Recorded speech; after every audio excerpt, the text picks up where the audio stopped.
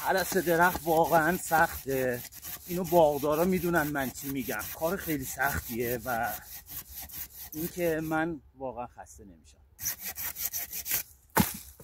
بفرستون برای اونایی که باغ دارن.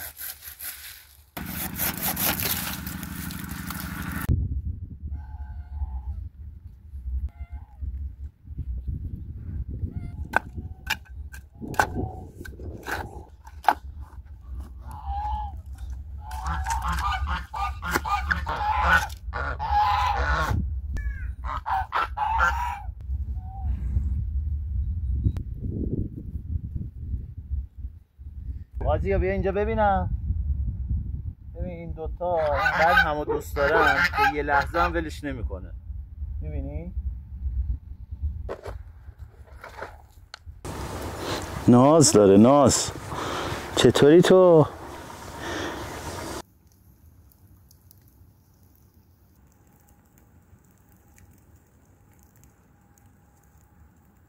بچه شیر داره میده. خدایا بچه ها رو.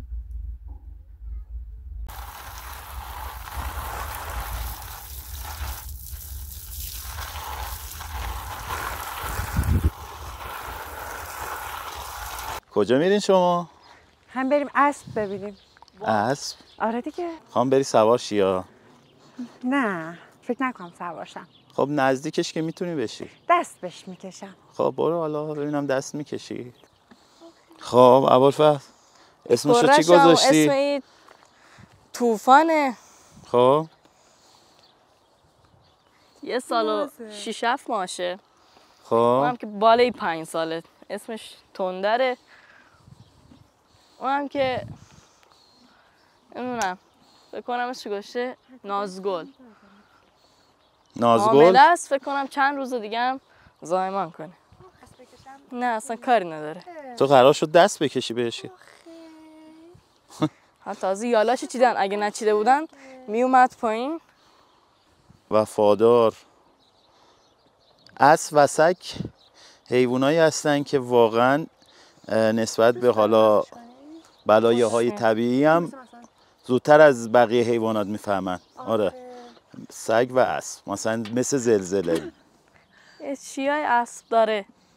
اسب هم وقتی که ازش بترسی مثلا نگاه که الان یه اسب این همون چجور سرش آورد بالا. یه اسب خوبیه.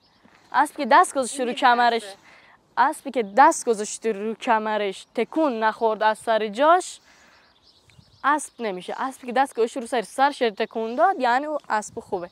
بعد اسبی که بخوای بشناسی از رو کمرش تا او سر گردنش، استخون گردنش اگر راست بود با هم دیگه اسب نجاتش خوبه. خب انارام امسال خوب شده. اناره ها. آره البته هنوز نه تازه اینا حدودا برج 7 میشه. آره برج 6 آخرای 6. این انجیر از اون انجیر خشکاست. چه انجیرایی داره؟ اینا الان 3 سالشونه. پسامو چند ساله کاشتی؟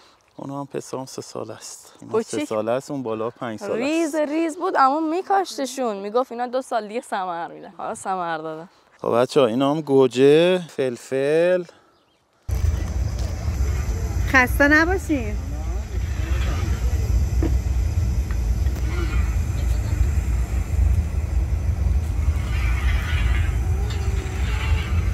شیشه درست. آره آقای صنایع کار دسته تو شیراز، ادامه کار پدرشو داره انجام میده. پدرش تو شیشه‌گری شیراز همینجور مغازه‌ای داشتن و کار صنایع دستی در اصل.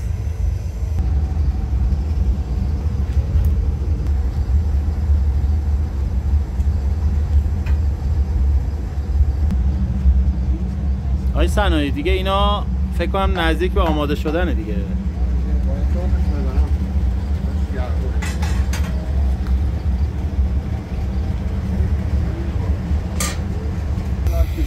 درسته. اینجا دیگه پخته میشه تو کوره. درسته. خسته نباشید. کارای هنری آقای صنایع کار خیلی سخت، طاقت فرسا واقعا. که آقای صنایع خورده در مورد کارتون توضیح میدی؟ اینا از چه زمانی شما اینو یاد گرفتی؟ من از حدودا سن 15 سالگی اینا یاد گرفتم. شغل پدرتون شغل بوده؟ پدریمون. بله. خودن از این قرابات که برای آبورا و عرقیات اینا استفاده میکنن. قبلا تو شیشه‌گری شیراز بود، درست میگم؟ زمان قدیم ها پدرم سر شیشه‌گری کارخونه داشت. درسته. دیگه بعد اومد شهرستان اونجا کارخونه کرد. درسته. بچه‌ها هر کم از طریق پیج یوتیوب ما سفارش بده قیمتش خیلی مناسب تره. من حتی از خارج هم سفارش داشتم. درسته، کار دسته دیگه. من یه روز تو باغ ارم دیدم که از این کارهای شما گذاشتن تو صنایع دستی شیراز. تو حافظیه هست. تو حافظیه. دستتون درد نکنه، خسته نباشین، خدا قوت. سلام، خوشگله. اینم آقا گاوه است. خانم گاوه است. خانم گاوه. نه آقاست. آقای یا خانمه؟ این آقاست. خب مثل اینکه آقا تشریف دارن. این آقاست. اینم درخت لیمو خارگیه، اینم پرتقاله. آره اونم انجیره. اینم نارنجه. هنوز کوچولوان. آره. ببین. آره اینم پسته است. انشالله که به ثمره خوب بشین. انشالله.